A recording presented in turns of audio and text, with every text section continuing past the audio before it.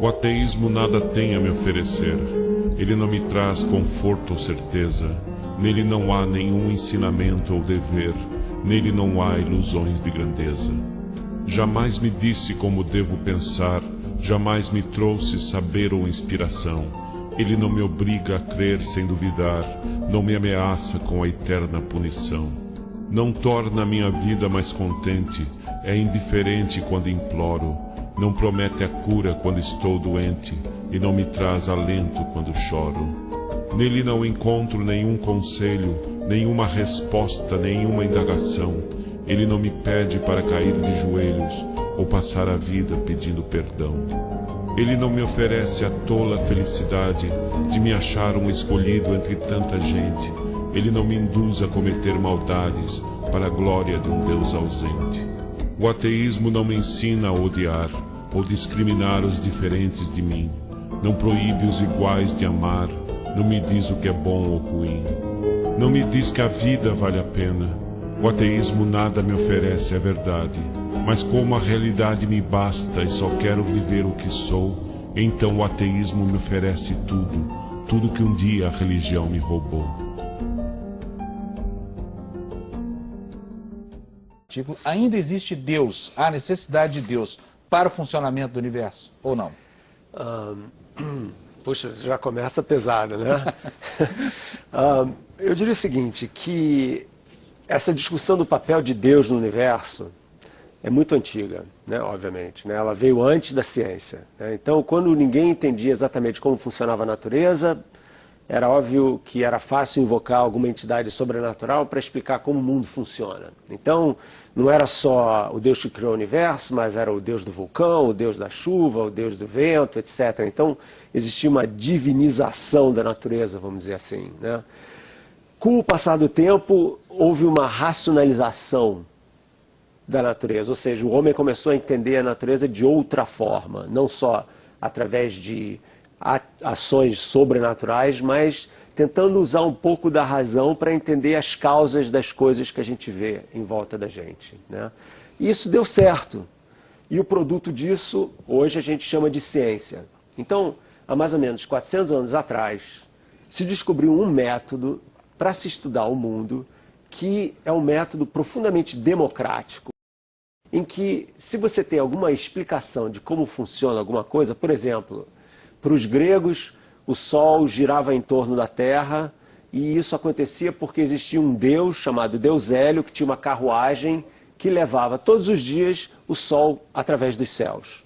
Então isso é uma explicação perfeitamente razoável para um fenômeno que todo mundo está vendo, que é o Sol girando em torno do céu. Hoje em dia, essa explicação já não funciona mais, né? Existem outras explicações. A gente já sabe, por exemplo, que não é o Sol que vai em torno da Terra, mas é a Terra que vai em torno do Sol. E que essa volta diurna do Sol em torno da Terra, porque a Terra está girando em torno de si mesma. Mas essas explicações são muito contra-intuitivas, elas não são óbvias, né? Então demorou-se para se entender isso. Mas o que acontece? Sempre que a ciência faz um avanço, Deus se torna menos necessário como explicação do mundo, né? Isso se chama o Deus das lacunas. Ou seja, né? Eu não entendo como surgiu a vida. Foi Deus que fez, né? Aí vamos supor que daqui a 20 anos, que a gente também não entende como surgiu a vida na Terra, daqui a 20 anos alguém entenda isso. Então, essa ação divina não é mais necessária. Então, teologicamente, né, para as pessoas que têm fé, essa é uma péssima maneira de se relacionar com Deus. Repetir a pergunta que eu fiz no começo do programa. À luz do que se sabe hoje, para que o universo funcione como funciona, é necessário ainda um Deus? Deus tem lugar na mecânica universal? A mecânica universal não precisa de Deus, né? As pessoas podem precisar de Deus. São duas coisas completamente diferentes.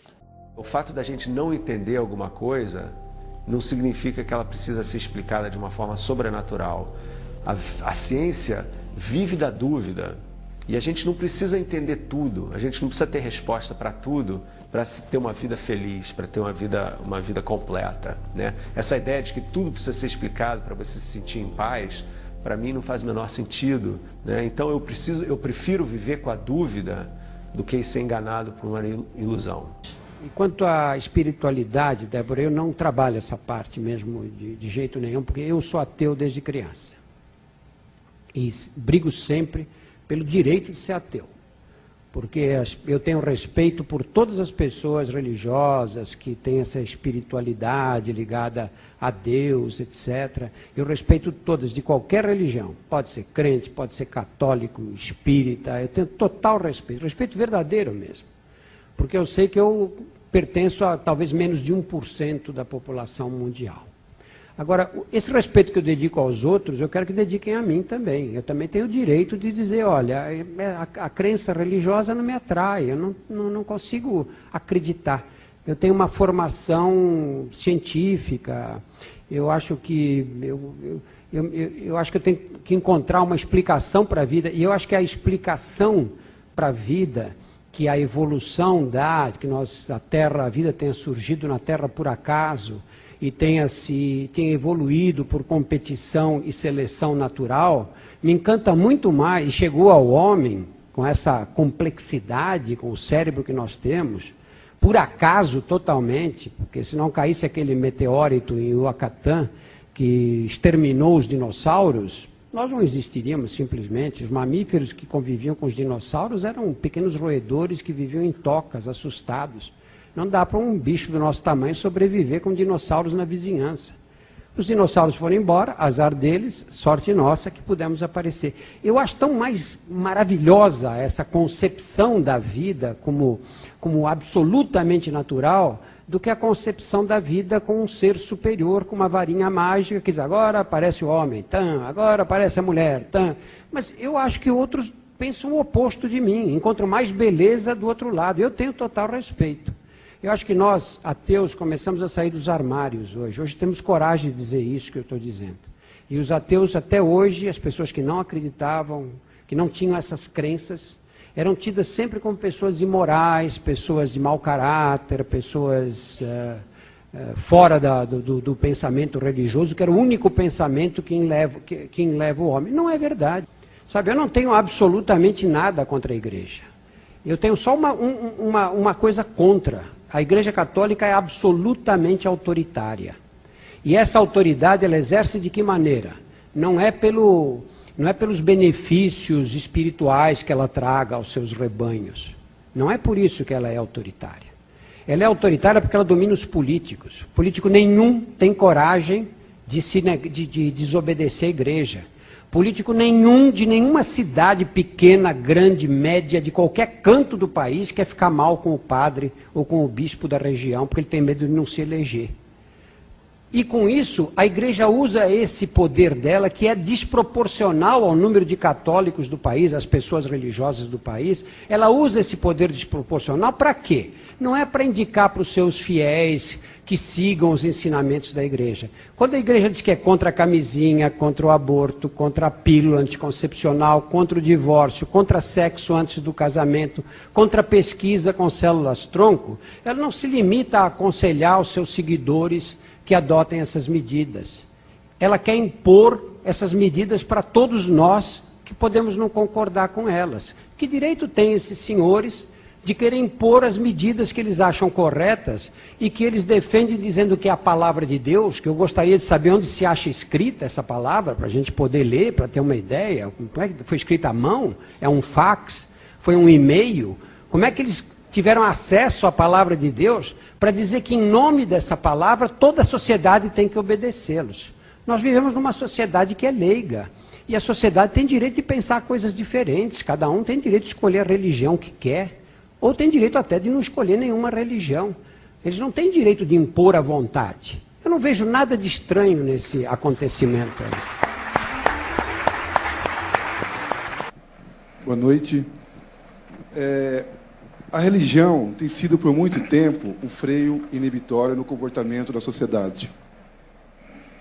Eu tenho minha religião, gostaria de não precisar dela. Gostaria de não precisar ter religião, mas eu não consigo. Como poderíamos imaginar uma sociedade sem religião? Sendo que ela, para muitos, ainda é um freio inibitório.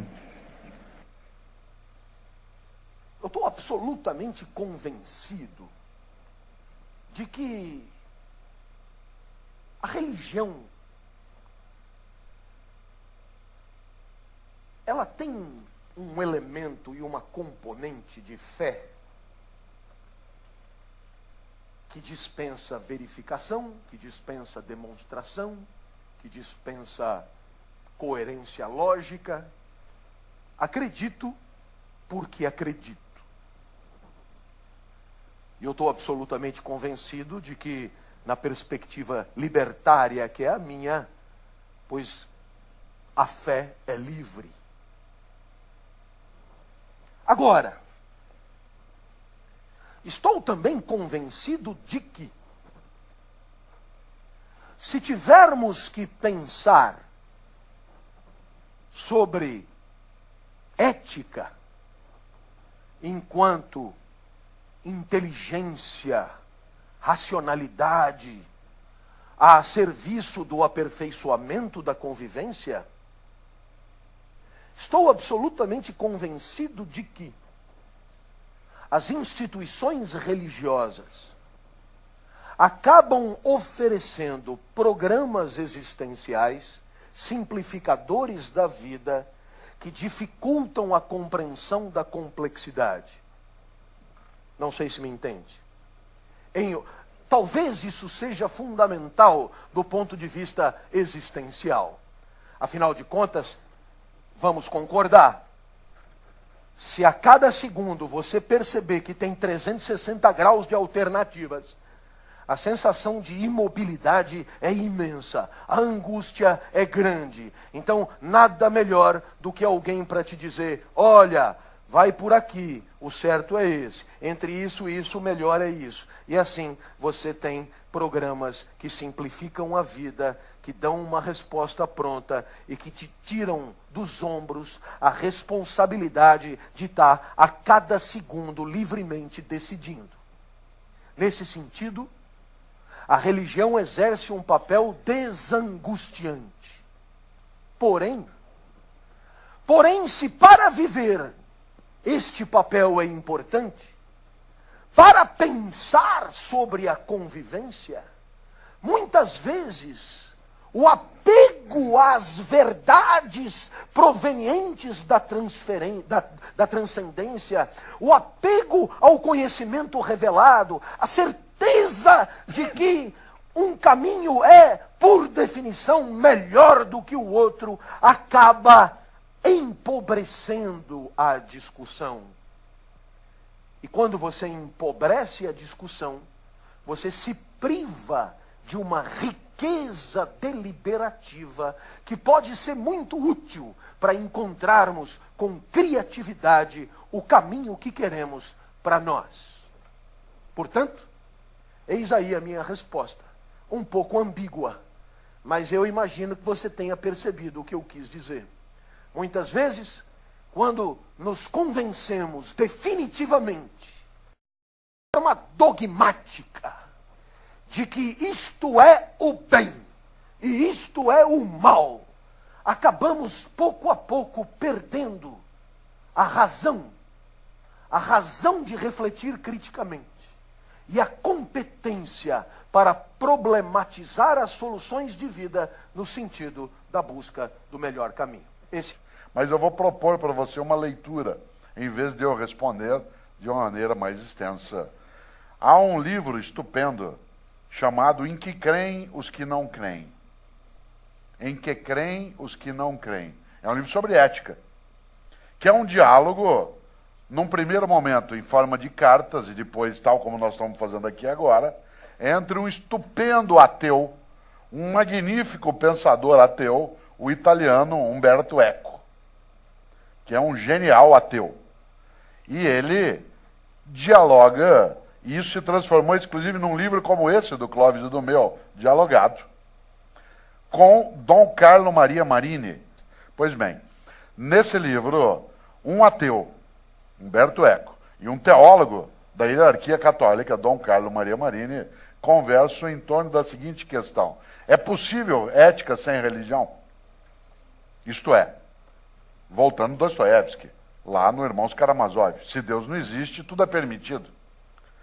Humberto Eco argumenta com muita inteligência que é sim possível ética sem que você tenha uma religião. Aliás, ele até recomenda que você não tenha uma religião para poder ter mais valores éticos. E o Dom Carlo Maria Marini mostra que não. Você diz, ué, então qual é a posição que eu tomo? A que você tomar. Essa é a tua escolha. Essa é a grande capacidade de liberdade. Não será decidida a minha conduta nem pelo Humberto Eco, nem pelo Dom Carlo Maria Marini. A decisão do Cortella vai ser do Cortella. Eu fico olhando os dois, e há momentos na vida que eu tendo para Humberto Eco e outros para o Dom Carlo Maria Marini. Isso vai orientar a minha própria existência. Mas o livro se chama Em que creem os que não creem.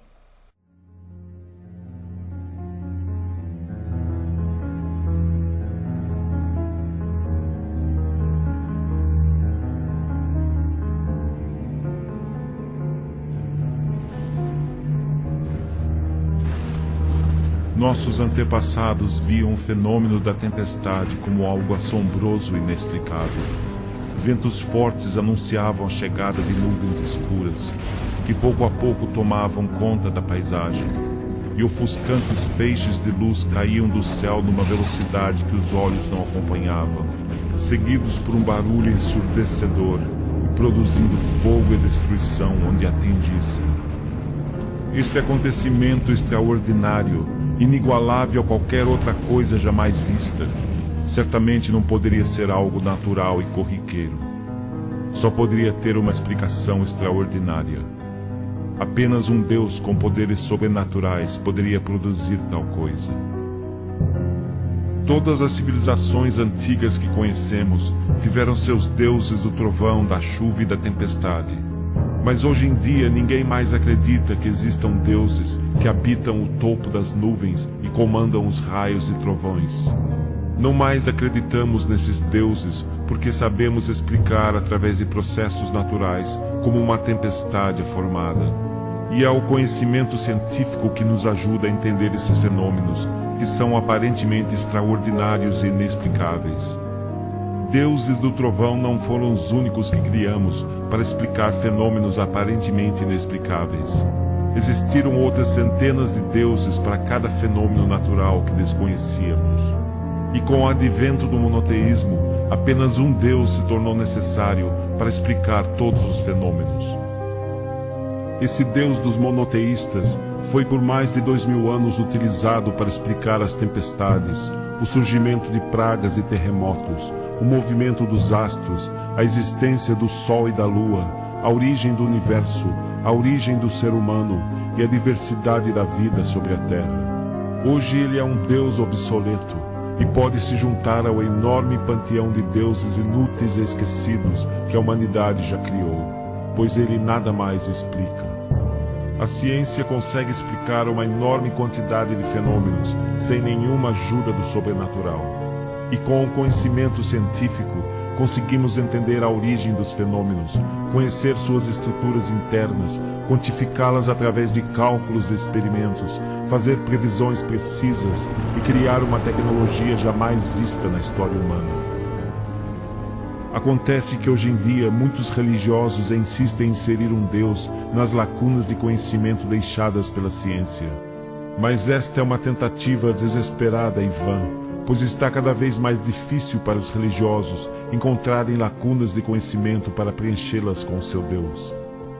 À medida que a ciência avança, essas lacunas se tornam cada vez menores e Deus está fadado a desaparecer, a nada mais explicar e a se tornar inútil e esquecido como tantos outros deuses, pois a natureza se explica por si mesma através do conhecimento científico, e ela não precisa de um Deus para existir.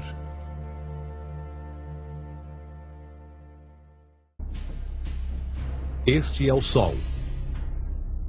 Desde o ano 10.000 a.C., a história abunda em pinturas e escritos que refletem o respeito e a adoração dos povos por este astro. E é simples entender o porquê, com seu aparecimento todas as manhãs, trazendo visão, calor e segurança, salvando-os do frio e da escuridão da noite repleta de predadores. Sem ele, todas as culturas perceberam que não haveriam colheitas nem vida no planeta. Estas realidades fizeram do Sol o astro mais adorado de todos. Todavia, muitos estavam atentos também às estrelas. As estrelas formavam padrões que lhes permitiam reconhecer e antecipar eventos que ocorrem de tempos em tempos, tais como eclipses e luas cheias. Eles catalogaram grupos celestiais daquilo que conhecemos hoje como constelações. Esta é a Cruz do Zodíaco, uma das mais antigas imagens na história da humanidade. Ela representa o trajeto do Sol através das 12 maiores constelações no decorrer de um ano. Ela também representa os 12 meses do ano, as 4 estações, solstícios e equinócios. O termo zodíaco está relacionado com o fato das constelações serem antropomorfismos ou personificações, como pessoas ou animais. Por outras palavras, as primeiras civilizações não só seguiam o Sol e as estrelas, como também as personificavam através de mitos que envolviam seus movimentos e relações. O Sol, com o seu poder de dar vida e de salvar, também foram personificados como se representasse um criador ou um Deus. Deus Sol, a luz do mundo, o salvador da humanidade. Igualmente, as 12 constelações representaram lugares de viagem para o Deus Sol e foram nomeados por elementos da natureza que aconteciam nesses períodos de tempo. Por exemplo, Aquários, o portador da água que traz as chuvas da primavera. Este é Horus. Ele é o Deus Sol do Egito de 3000 a.C. Ele é o Sol antropomorfizado e a sua vida é uma série de mitos alegóricos que envolvem o movimento do Sol no céu. Dos antigos hieróglifos egípcios conheceu-se muito sobre esse Messias. Por exemplo, Horus, sendo o Sol, tinha como inimigo o Deus Sete, que era a personificação das trevas ou da noite. E metaforicamente falando, todas as manhãs Horus ganhava a batalha contra Sete. E no fim da tarde, Sete conquistava Horus e o enviava para o mundo das trevas. Será importante frisar que trevas versus luz ou bem versus mal tem sido uma dualidade mitológica onipresente que ainda hoje é usada em muitos níveis. No geral, a história de Horus é a seguinte. Horus nasceu em 25 de dezembro da Virgem Isis Mary. O seu nascimento foi acompanhado por uma estrela no oeste, que por sua vez foi seguida por 3 reis em busca do Salvador recém-nascido. Aos 12 anos era uma criança prodígio nos ensinamentos, e aos 30 anos ele foi batizado por uma figura conhecida por Anup, e assim começou seu ministério. Horus teve 12 discípulos e viajou com eles, fazendo milagres tais como curar os enfermos e andar sobre as águas. Horus também era conhecido por vários nomes como a Verdade, a Luz, o Filho Adorado de Deus, o Bom Pastor, Cordeiro de Deus, entre muitos outros. Depois de ter sido traído por Tifão, Horus foi crucificado, enterrado por 3 dias e então ressuscitou. Estes atributos de Horus, originais ou não, parecem influenciar várias culturas mundiais e muitos outros deuses encontrados com a mesma estrutura mitológica. Atis da Firígia nasceu da Virgem Nana em 25 de dezembro. Crucificado, foi posto na tumba e 3 dias depois ressuscitou. Krishna, da Índia, nasceu da Virgem Davaki com uma estrela no ocidente assinalando sua chegada, fez milagres juntamente com seus discípulos e após sua morte ressuscita. Dionísio da Grécia nasceu de uma virgem em 25 de dezembro. Foi um professor peregrino que praticou milagres como transformar água em vinho e é referenciado como Rei dos Reis, Filho unigênito de Deus, o início e o fim, entre muitas outras coisas, e após sua morte ressuscitou. Mitra da Pérsia nasceu de uma virgem em 25 de dezembro. Discípulos e fazia milagres. E após sua morte foi enterrado por 3 dias e então ressuscitou. Ele também foi chamado de a Verdade, a Luz, entre outros. Curiosamente, o dia sagrado de adoração a Mitra era um domingo. O que importa salientar é que existiram inúmeros salvadores em diferentes períodos em diversos lugares da Terra que preenchem essas mesmas características. A pergunta que não quer calar: o porquê desses atributos? Por que o nascimento de uma virgem em 25 de dezembro? Por que a morte e a ressurreição após 3 dias? Por que os 12 discípulos ou seguidores? Para descobrirmos, vamos examinar o mais recente dos Messias solares. Jesus Cristo nasceu em 25 de dezembro em Belém. Ao nascer foi anunciado por uma estrela no ocidente que seria seguida por 3 reis magos para encontrar e adorar um novo Salvador. Tornou-se pregador aos 12 anos, aos 30 anos foi batizado por João Batista e então iniciou seu ministério. Jesus teve 12 discípulos que viajaram com ele praticando milagres como curar doentes, andar sobre a água, ressuscitar mortos. Ele também é conhecido como Rei dos Reis, o Filho de Deus, a luz do mundo, o início e o fim, o Cordeiro de Deus, entre muitos outros. Depois de ter sido traído por seu discípulo Judas por 30 moedas de prata, ele foi crucificado, posto em uma tumba e após 3 dias ele ressuscitou e ascendeu aos céus. Em primeiro lugar, a sequência do nascimento é completamente astrológica. A estrela no ocidente é Sírius, a mais brilhante do céu noturno, que a cada 24 de dezembro se alinha com outras 3 estrelas brilhantes no cinturão de Órion. Essas 3 estrelas brilhantes são chamadas hoje, como eram na antiguidade, 3 reis, 3 Marias no Brasil e Portugal. Os 3 reis e a estrela mais brilhante, Sírius, todas apontam para o nascer do Sol em 25 de dezembro. Esta é a razão pela qual os 3 reis seguem a estrela a oeste em uma ordem que apontam ao amanhecer. O nascimento do Sol.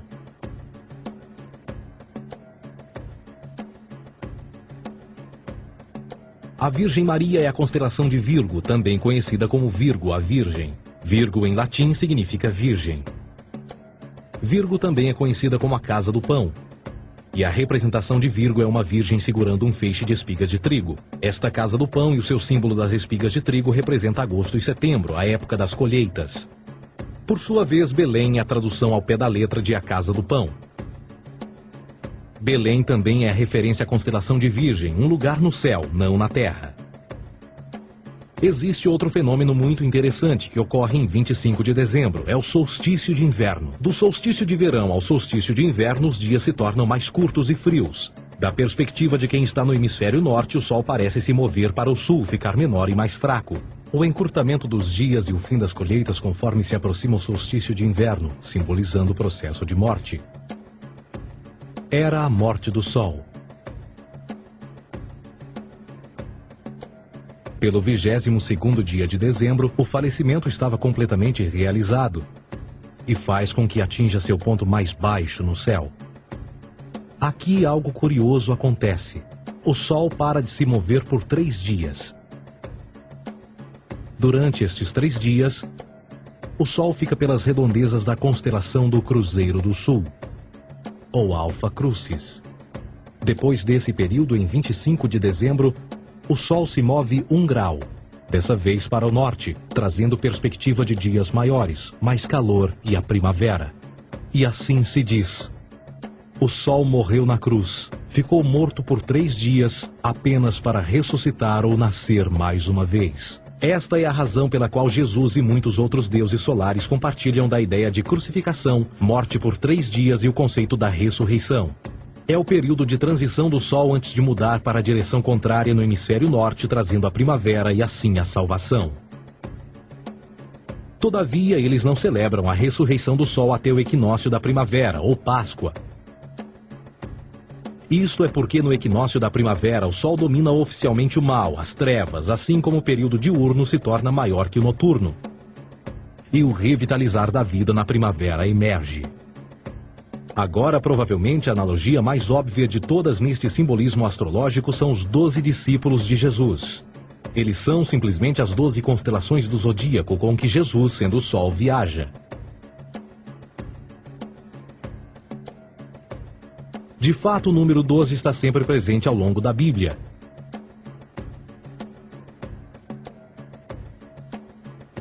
Voltando à cruz do zodíaco, o elemento figurativo da vida é o Sol. Isto não é uma mera representação artística ou ferramenta para seguir os movimentos do Sol. Era também um símbolo espiritual pagão. Uma logografia similar a isto. Isto não é um símbolo do cristianismo. É uma adaptação para a cruz do zodíaco.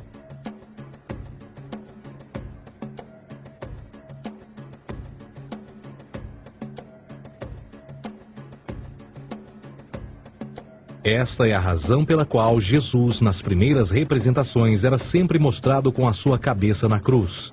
Jesus é o Sol, Filho de Deus, a luz do mundo. O Salvador a erguer-se, que renascerá, assim como o Sol faz todas as manhãs. A glória de Deus que defende contra a força das trevas. assim como renasce a cada manhã, e que pode ser visto através das nuvens, lá em cima nos céus, com a sua coroa de espinhos ou os raios de sol.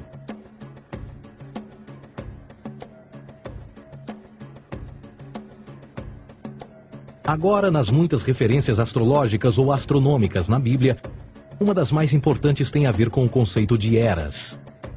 Através das Escrituras há inúmeras referências a essa era. Para compreender isto, precisamos primeiro estar familiarizados com o fenômeno da precessão dos equinócios. Os antigos egípcios, assim como outras culturas antes deles, reconheceram que aproximadamente de 2150 em 2150 anos, o nascer do Sol durante o equinócio de primavera ocorria num diferente signo do zodíaco. Isto tem a ver com a lenta oscilação angular que a Terra tem quando roda sobre o seu eixo. É chamado de precessão porque as constelações vão para trás, em vez de permanecerem no seu signo normal. O tempo que demora cada precessão através dos 12 signos é de 25.765 anos. Este ciclo completo é chamado também de Grande Ano, e algumas civilizações ancestrais sabiam disso. Referiam-se a cada ciclo 2150 anos como Era. De 4.300 a.C. a 2150 a.C. foi a Era de Touro. De 2150 a.C. a 1 d.C. foi a Era de Áries. E de 1 d.C. a 2150 d.C. é a Era de Peixes, a era que permanecemos nos dias de hoje. E por volta de 2150 entraremos na nova era, a Era de Aquários. Agora, a Bíblia refere-se por alto ao movimento simbólico durante 3 eras, quando se vislumbra já é uma quarta. No Velho Testamento, quando Moisés desce o Monte Sinai com os 10 mandamentos, ele está perturbado ao ver sua gente adorar um bezerro dourado. De fato, ele até partiu as pedras dos 10 mandamentos e disse a todos para se matarem uns aos outros para purgarem o mal. A maior parte dos estudiosos da Bíblia atribuem esta ira de Moisés ao fato de os israelitas estarem adorando a um falso ídolo, ou algo semelhante. A realidade é que o bezerro dourado é o Taurus, touro. E Moisés representa a nova era de Áries. Esta é a razão pela qual os judeus ainda hoje assopram com o chifre do carneiro. Moisés representa a nova era de Áries. E perante esta, todos têm de largar a velha. Outras divindades, tais como Mitra, marcam essa transição também. Um deus pré-cristão que mata o touro, na mesma linha simbólica. Agora Jesus é a figura portadora da era seguinte à de Áries, a era de Peixes. O simbolismo de peixes é abundante no Novo Testamento, assim como Jesus alimenta 5.000 pessoas com pão e 2 peixes. No início do seu ministério, enquanto caminhava ao longo da Galileia, conhece 2 pescadores que o seguem. Agora reflita se voltar a ver um adesivo em formato de peixe escrito Jesus na traseira dos carros. Poucos sabem o que aquilo no fundo representa. É um simbolismo astrológico pagão para o reinado durante a era de peixes. Jesus assumiu também que a data do seu nascimento é também a data do início desta era.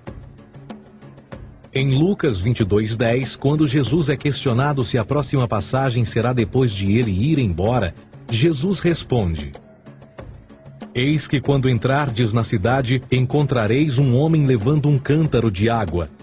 Segui-o até a casa em que ele entrar. Esta escritura é de longe a mais reveladora de todas as referências astrológicas. O homem que leva um cântaro de água é Aquários, o portador de água, que é sempre representado com um homem despejando uma porção de água. Ele representa a era depois de Peixes, e quando o Sol, Filho de Deus, sair da era de Peixes, Jesus, entrará na casa de Aquários, e Aquário é antes de Peixes na precessão dos equinócios. Tudo o que Jesus diz é que depois da era de Peixes chegará a era de Aquário.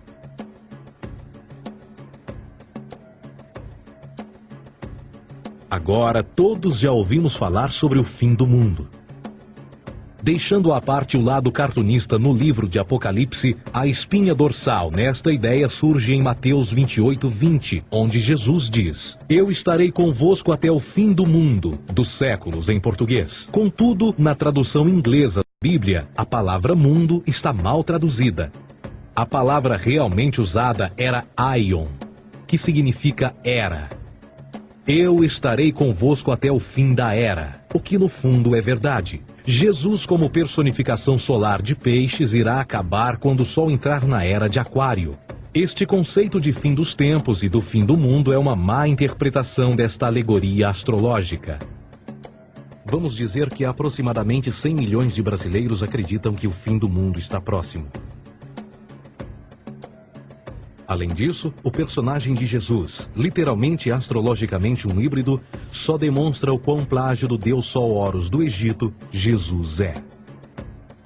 Por exemplo, inscrito há 3.500 anos atrás, nas paredes do templo de Luxor, no Egito, estão imagens da Enunciação, da Imaculada Concepção, do nascimento e da adoração a Horus.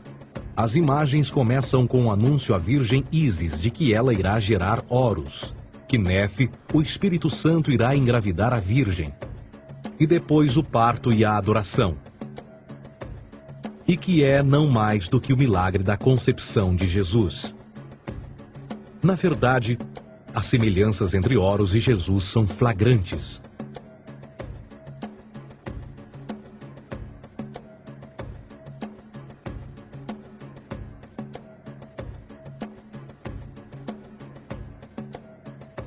E o plágio continua.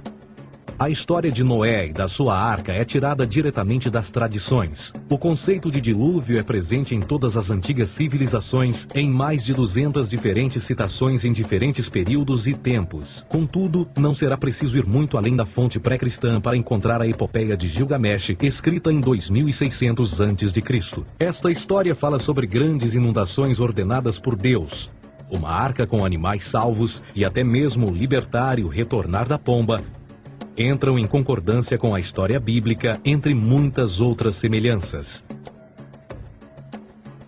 E depois há a história plagiada de Moisés. Sobre o nascimento de Moisés, disse que ele foi colocado numa cesta de cana e lançado ao rio para evitar um infanticídio. Ele foi mais tarde salvo pela filha de um rei e criado por ela como um príncipe. Esta história do bebê numa cesta foi retirada do mito de Sargão de Acade por volta de 2250 a.C. Depois de nascer, Sargão foi posto numa cesta de rede para evitar um infanticídio e lançado ao rio. Foi depois salvo e criado por Aqui, uma esposa da realeza Acádia. Além disso, Moisés é conhecido como legislador, portador dos 10 mandamentos e da lei mosaica. Contudo, a ideia de a lei ser passada de um deus para um profeta numa montanha é também antiga. Moisés é somente um legislador numa longa linha de legisladores na história mitológica. Na Índia, Manou foi o grande legislador. Na ilha de Creta, Minos ascendeu ao monte Ida, onde Zeus lhe deu as leis sagradas. Enquanto que no Egito, Moisés tinha nas suas pedras tudo o que Deus lhe disse. E no que diz respeito a estes 10 mandamentos, foram retiradas a papel químico do feitiço 125 do Livro dos Mortos do Antigo Egito. O que é que o Livro dos Mortos dizia? Eu nunca roubei, tornou-se tu nunca roubarás. Eu nunca matei, tornou-se nunca matarás. Eu nunca menti, tornou-se nunca levantarás falsos testemunhos. E por aí adiante. A religião egípcia é, no fundo, a base fundamental para a teologia judaico-cristã. Batismo, vida após a morte, julgamento final, imaculada concepção, ressurreição, crucificação, a arca da aliança, circuncisão, salvadores, comunhão sagrada, dilúvio, Páscoa, Natal, a passagem e muitas outras coisas e atributos são ideias egípcias, nascidas muito antes do cristianismo ou judaísmo. Justin Martyr, um dos primeiros historiadores e defensores cristãos, escreveu: quando nós, cristãos, dizemos que Jesus Cristo, nosso Mestre, foi produzido sem união sexual, morreu e ressuscitou e ascendeu aos céus, nós não propomos nada de muito diferente do que aqueles que propõem e acreditam tal como nós, nos filhos de Júpiter. Numa escrita diferente, Justin Martyr diz: ele nasceu de uma virgem. Aceite isto em comum com o que você acredita dos Perseus. É óbvio que Justin e outros cristãos cedo souberam como o cristianismo era semelhante a outras religiões pagãs. Contudo, Justin tinha uma solução. Para além de tudo o que sabemos, o diabo era em quem mandava. O diabo teve a ambição de chegar primeiro que o Cristo e criou essas características para o mundo pagão. Fundamentalist Christianity, fascinating. These people actually believe the world is 1,000 years old. Swear to God. I actually asked one of these guys, okay, dinosaur fossils. He says, dinosaur fossils? God put those here to test our faith.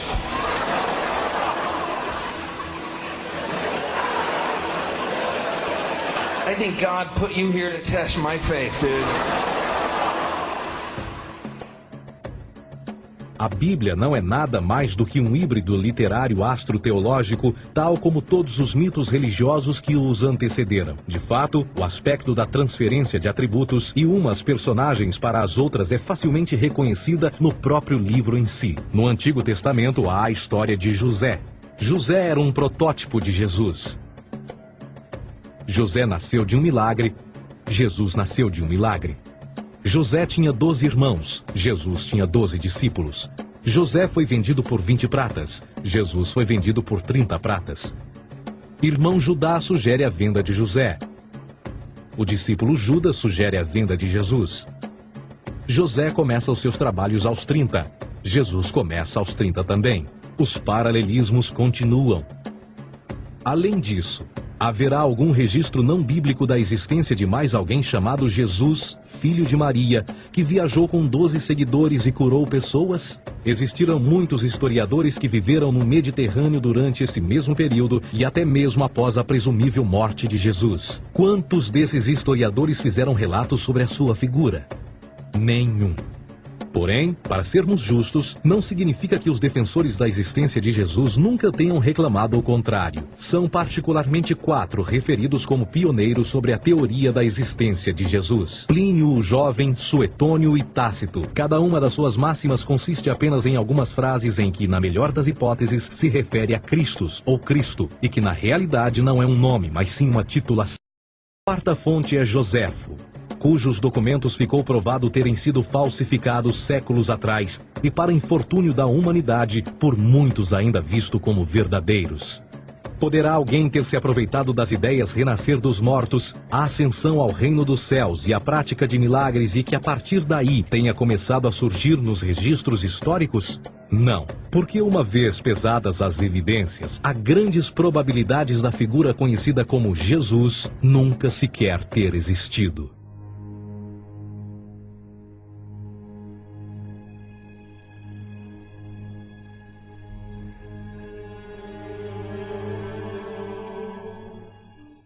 We don't want to be unkind, but we want to be factual. We don't want to cause hurt feelings, but we want to be academically correct. We understand and know to be true. Christianity just is not based on truth. We find that Christianity was in fact nothing more than a Roman story, developed politically. A realidade consiste em que Jesus foi a realidade solar do setor gnosticista cristão e, tal como outros deuses pagãos, era uma figura mítica. Foi sempre o poder político que procurou monopolizar a figura de Jesus para controle social. Por volta de 325 d.C., em Roma, o imperador Constantino reuniu o concílio ecumênico e foi durante esta reunião que as doutrinas políticas com motivação cristã foram estabelecidas e assim começou uma longa história de derramamento de sangue e fraude espiritual. E nos 1600 anos que se seguiram, o Vaticano dominou politicamente com mão de ferro toda a Europa, conduzindo-a a um período de obscurantismo, onde o conhecimento era apenas um privilégio da Igreja, as Cruzadas e a Santa Inquisição. O cristianismo, bem como todas as crenças teístas, são a fraude desta era. Serviu para afastar os seres humanos do seu meio natural e da mesma maneira uns dos outros. Sustenta a submissão cega do ser humano à autoridade. Reduz a responsabilidade humana sob a premissa de que Deus controla tudo e que, por sua vez, os crimes mais terríveis podem ser justificados em nome da perseguição divina. E o mais importante, dá o poder àqueles que sabem a verdade e usam o mito para manipular e controlar sociedades.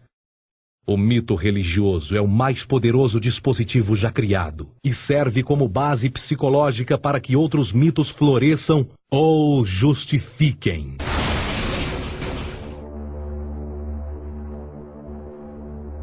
A myth is an idea that, while widely believed, is false. In a deeper sense, in the religious sense, a myth serves as an orienting and mobilizing story for a people. The focus is not on the story's relation to reality, but on its function. A story cannot function unless it is believed to be true in the community or the nation. It is not a matter of debate.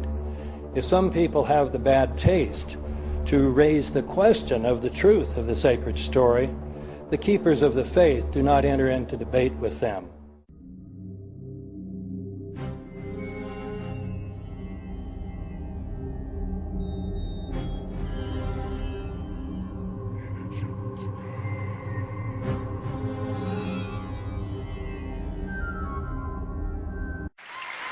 But in the bullshit department, a businessman can't hold a candle to a clergyman.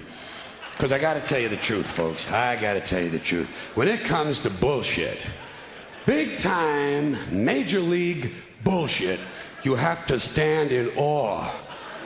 In awe of the all-time champion of false promises and exaggerated claims, religion. No contest. No contest. Religion easily has the greatest bullshit story ever told. Think about it. Religion has actually convinced people that there's an invisible man living in the sky who watches everything you do every minute. And the invisible man has a special list of 10 things he does not want you to do. And if you do any of these 10 things, he has a special place full of fire and smoke and burning and torture and anguish where he will send you to live and suffer and burn and choke and scream and cry forever and ever till the end of time. But he loves you.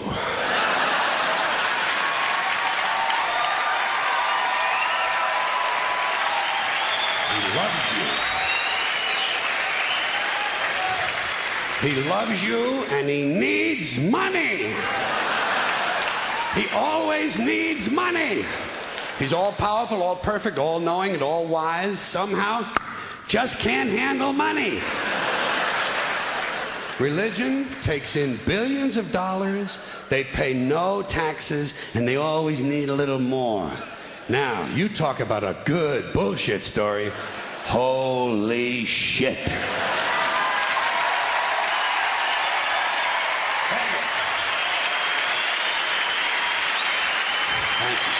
But, thank you. Thank you very much. But I want you to know something. This is sincere. I want you to know, when it comes to believing in God, I really tried. I really tried. I tried to believe that there is a God who created each of us in his own image and likeness, loves us very much, and keeps a close eye on things. I really tried to believe that, but I gotta tell you, the longer you live, the more you look around, the more you realize something is fucked up. Something is wrong here. War, disease, death, destruction, hunger, filth, poverty, torture, crime, corruption, and the ice-capades. Something is definitely wrong. This is not good work. If this is the best God can do, I am not impressed. Results like these do not belong on the resume of a supreme being. This is the kind of shit you'd expect from an office temp with a bad attitude. And just between you and me, if in any decently run universe, this guy would have been out on his all-powerful ass a long time ago. And by the way, I say this guy because I firmly believe, looking at these results, that if there is a God, it has to be a man. No woman could or would ever fuck things up like this.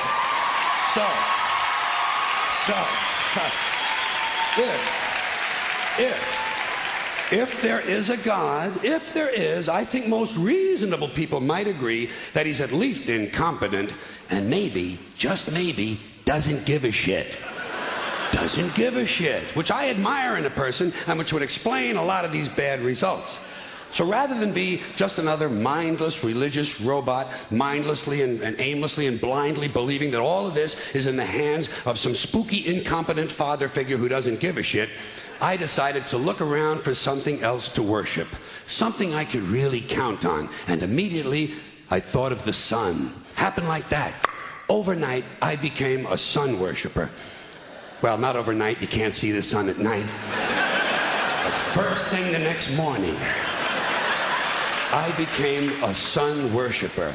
Several reasons. First of all, I can see the sun, okay? Yeah. Unlike some other gods I could mention, I can actually see the sun. I'm big on that. If I can see something, I don't know, kind of helps the credibility along, you know? So every day I can see the sun as it gives me everything I need: heat, light, food, flowers in the park, reflections on the lake, an occasional skin cancer, but hey, at least there are no crucifixions, and we're not setting people on fire simply because they don't agree with us. Sun worship is fairly simple. There's no mystery, no miracles, no pageantry, no one asks for money, there are no songs to learn, and we don't have a special building where we all gather once a week to compare clothing. And the best thing about the sun, it never tells me I'm unworthy. Doesn't tell me I'm a bad person who needs to be saved. Hasn't said an unkind word. Treats me fine. So I worship the sun. But I don't pray to the sun. Know why? I wouldn't presume on our friendship. It's not polite. I've often thought people treat God rather rudely, don't you? Asking trillions and trillions of prayers every day, asking and pleading and do this, give me that, I need a new car, I want a better job. And most of this praying takes place on Sunday, his day off. It's not nice, and it's no way to treat a friend. But people do pray, and they pray for a lot of different things. You know, your sister needs an operation on her crotch. Your brother was arrested for defecating in a mall. But most of all, you'd really like to fuck that hot little redhead down at the convenience store. You know, the one with the eye patch and the club foot, huh? Can you pray for that? I think you'd have to. And I say, fine, pray for anything you want. Pray for anything. But what about the divine plan? Remember that?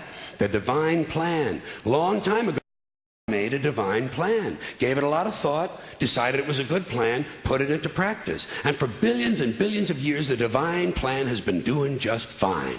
Now you come along and pray for something. Well, suppose the thing you want isn't in God's divine plan. What do you want him to do? Change his plan? Just for you? Doesn't it seem a little arrogant? It's a divine plan. What's the use of being God if every rundown schmuck with a $2 prayer book can come along and fuck up your plan? And here's something else, another problem you might have. Suppose your prayers aren't answered. What do you say? Well, it's God's will. Thy will be done. Fine, but if it's God's will and he's going to do what he wants to anyway, why the fuck bother praying in the first place? Seems like a big waste of time to me. Couldn't you just skip the praying part and go right to his will? It's all very confusing. So to get around a lot of this, I decided to worship the sun. But, as I said, I don't pray to the sun. You know who I pray to? Joe Pesci. Joe Pesci. Joe Pesci. 2 reasons. First of all, I think he's a good actor, okay? To me, that counts. Second, he looks like a guy who can get things done. Joe Pesci doesn't fuck around. Doesn't fuck around. In fact, Joe Pesci came through on a couple of things that God was having trouble with. For years, I asked God to do something about my noisy neighbor with the barking dog. Joe Pesci straightened that cocksucker out with 1 visit. It's amazing what you can accomplish with a simple baseball bat. So I've been praying to Joe for about a year now. And I noticed something. I noticed that all the prayers I used to offer to God and all the prayers I now offer to Joe Pesci are being answered at about the same 50% rate. Half the time I get what I want, half the time I don't. Same as God, 50-50. Same as the 4-leaf clover and the horseshoe, the wishing well and the rabbit's foot. Same as the mojo man. Same as the voodoo lady who tells you your fortune by squeezing the goat's testicles. It's all the same 50-50. So just pick your superstition, sit back, make a wish, and enjoy yourself. And for those of you who look to the Bible for moral lessons and literary qualities, I might suggest a couple of other stories for you. You might want to look at The Three Little Pigs. That's a good one. Has a nice, happy ending. I'm sure you'll like that. Then there's Little Red Riding Hood, although it does have that X-rated part where the big bad wolf actually eats the grandmother, which I didn't care for, by the way. And finally, I've often always drawn a great deal of moral comfort from Humpty Dumpty. The part I like the best, all the king's horses and all the king's men couldn't put Humpty Dumpty back together again. That's because there is no Humpty Dumpty and there is no God. None, not one, no God, never was. In fact, I'm gonna put it this way. If there is a God, may he strike this audience dead. See, nothing happened. Nothing happened. Everybody's okay. All right? Tell you what. I'll raise the stakes. I'll raise the stakes a little bit. If there is a God, may he strike me dead. See? Nothing happened. Oh, wait. Got a little cramp in my leg. And my balls hurt. Plus, I'm blind. Oh, now I'm okay again. Must have been Joe Pesci, huh? God bless Joe Pesci. Thank you all very much. Joe bless you. Thank you very much. I appreciate it.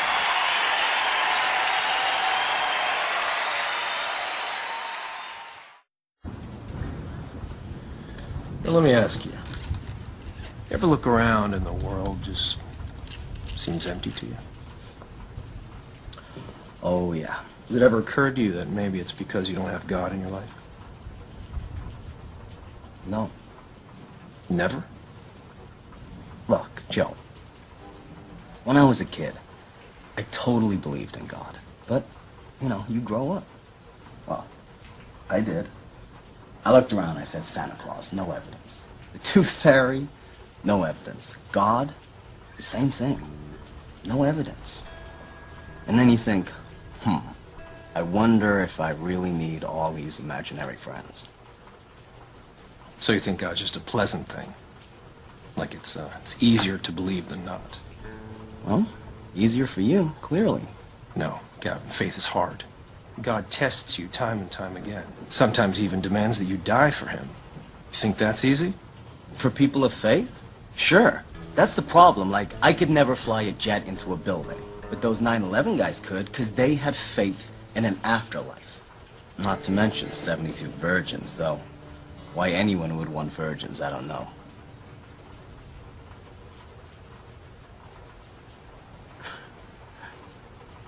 What did God do to you to make you so angry at him?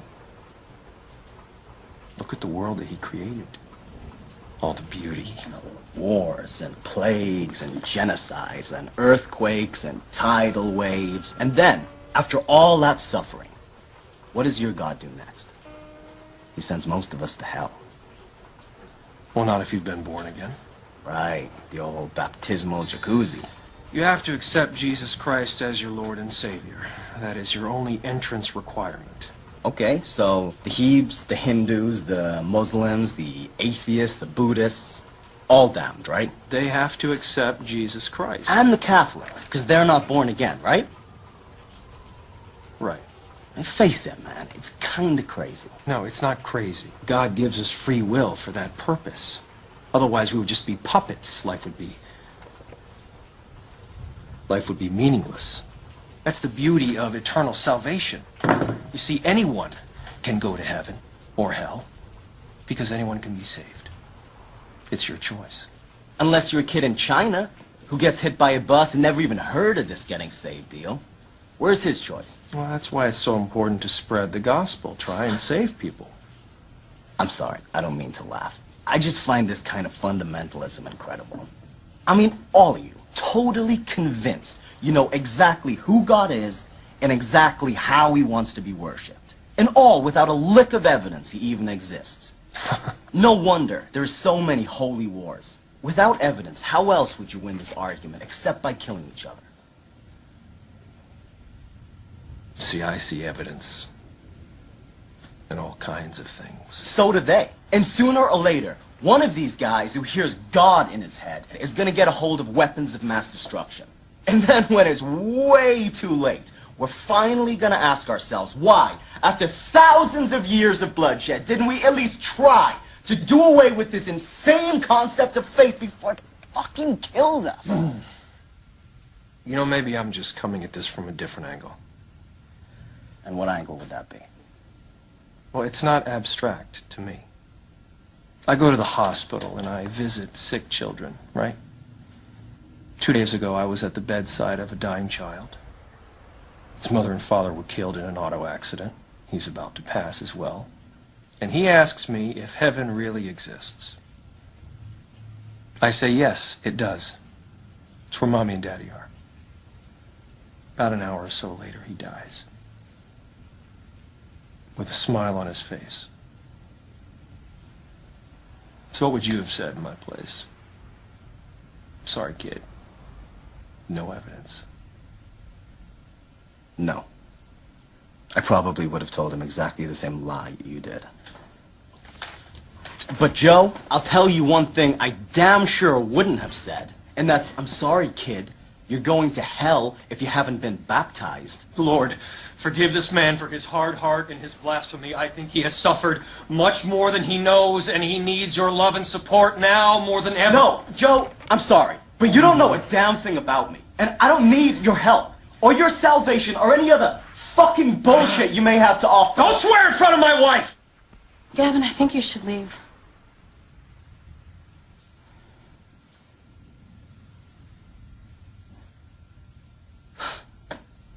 With pleasure.